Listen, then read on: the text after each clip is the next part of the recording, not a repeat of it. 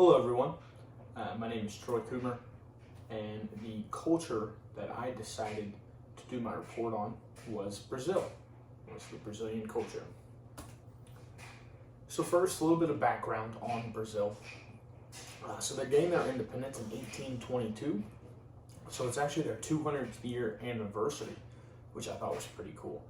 Slavery was later abolished in 1888. And then just a little bit of a brief thing here of what they've gone through in terms of their government, their turnover, it's gone from all the way, this is essentially just saying it's going all the way from 1930 to just recently in 2017 where they had some turnover, some misuse of power, things of that nature that they've had to overcome as a culture and as a community.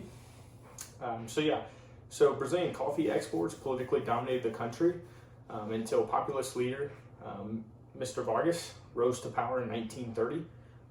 Vargas governed over various versions of democratic and authoritarian regimes from 1930 to 1945, so 15-year reign for him. Democratic rule returned and lasted until 1964. So they were a democratic country for quite a while when the military overthrew President Goulart. The military regime censored journalists and repressed and tortured descendants in the late 1960s and early 1970s. Again, it was a dictatorship there for a while. As I said, a lot of turnover, a lot of misuse of power. Their history is actually extremely interesting, from their slavery to how immigration was so prone back. They're a lot of them considered Portuguese Brazil, or Brazilian Portuguese is what I meant to say. The dictatorship lasted until 1985 when the military regime peacefully ceded power to civilian rulers, and the Brazilian Congress passed its current constitution in 1989, so not that long ago. And as I said, many ups and downs as a nation. And just so you can have an idea, in the 1990s, more than 1 out of 4 Brazilians survived on less than $1 a day. And in the article I read, it just kept alluding to how scary that was for a lot of Brazilian people in their community. After getting through that, the people continue to face major controversy as their leaders continue to misuse and mismanage power, and continue to put their people behind the 8 ball. So like I said, in 2017, their president got arrested for some misuse of power. It seems like they haven't had a good leader in quite some time. But despite everything, the Brazilian people hold true to their values and their core. Their culture is built off their religious beliefs, celebrating life and events that come with life, and their love for their people, regardless of where they come from. So the one I wanted to kind of highlight on for this presentation was the Hofstede cultural value dimensions. So essentially, it is a framework used to understand the differences in cultures across countries. It has 5 dimensions: power distance, individualism, masculinity, uncertainty, avoidance, and long-term orientation. The power distance index. Hofstede's power distance index measures the extent to which the less powerful members of organizations and institutions, like the family, accept and expect the power is distributed unequally. So on the scale used for this model, Brazil's number was 69. So for some context, Germany is considered in the middle and is a 35. So it rated really, really high in the power distance index, which would basically mean the gap between the rich and the poor are rather large. So moving on to individualism, this one was actually really interesting to me. Just the constant matchup between individualism and collectivism. So on the individualism side, everyone is expected to look after their own self and their families. For the collectivist side, it's the complete opposite, as expected. From the time they were born, they are integrated into society where extended groups/families all tie together and work together with unwavering loyalty and support. And as I said, Brazil has gone through some stuff that they've had to kind of come together and face it all together as a country. They always tend to get through it together. And so they rated really, really low. Their score was a 38, which is considered more on the collectivist side. And just for some context, America, Australia, and the UK all were at the top of the individualism scale. USA with a 91, Australia with a 90, and the UK with an 89. A collective attitude and sense of solidarity are characteristics of many Brazilian people. There's often a sense of pride. This is what one of my articles said. There's often a sense of pride in their ability to work together to shape their lives, experiences, rather than passively accept the status quo. So they love working together for the greater good. Masculinity, so this scale just dives into whether or not your country shows masculine traits, which is assertiveness, material success, self-centeredness, power, strength, all those things, or feminine traits, which is relationship building, valuing quality of life, nurturing, cooperation, etc. So Brazil scored 49 on the scale, which would be considered a more masculine than feminine culture, but not by much. They were ranked right in the middle of that one.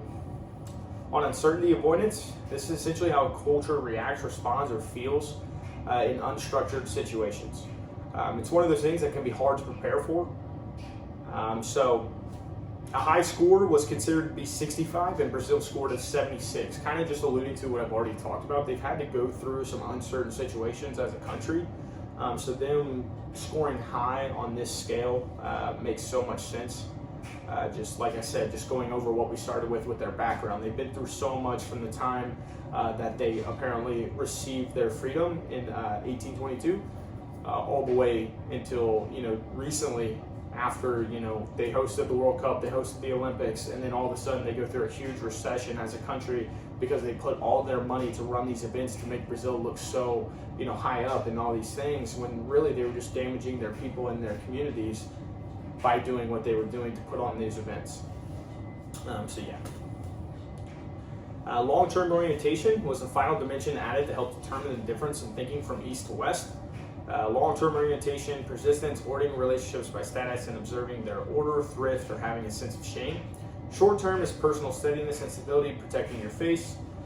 Brazil ranked in the top 6 of countries listed and scored a 65 on the scale. So they're very long-term oriented. They do not really think in the short term. So one of the parts that you wanted us to highlight was navigating U.S. culture. So culture shock was something that I found really interesting throughout this course. Just a stressful transition period when individuals move from a familiar environment into an unfamiliar one. Sense of not being or being an outsider. So sense of not being in a certain thing or being an outsider. And I wanted to make sure I put this in there, that it's felt not just on a national scale, but also on a city-to-city scale. Whenever I moved, there was more of a culture shock to try to figure out, because I grew up my entire life in one place, and then I moved when I was 16 to a different place. So there can be culture shock from just moving from not just a different country or a different city, or not just a state, but also to cities. And just a few suggestions: stay true to yourself. America is a very individualistic, and most stay true to themselves. So do not be scared to do the same. One I have seen online as I was researching to do this was become an expert in small talk, which I thought was really interesting. Lingo, slang, certain words that are used in day-to-day conversations that may not share the same meaning across different conversations. Might be a little confusing, but a lot of Americans know what I mean. Lots of communication hurdles for those that come from different countries, but if you are prepared, you'll be fine. Another suggestion was watch American TV shows. They can prepare you in a small sample size of what American culture looks like. Finally, keep your idea of America realistic and come in with an open mind. A lot of people can think one thing about America and then come to America and they don't really see what they thought, and they can kind of be like, what in the world? So just have a realistic expectation for what you're expecting when coming to America. And here are my sources. Thank you so much for watching. I hope you enjoyed my paper and now my presentation. I had such a good time researching this topic. I love Brazil. I love learning about Brazil and diving into all those things. So thank you so much, and have a good day.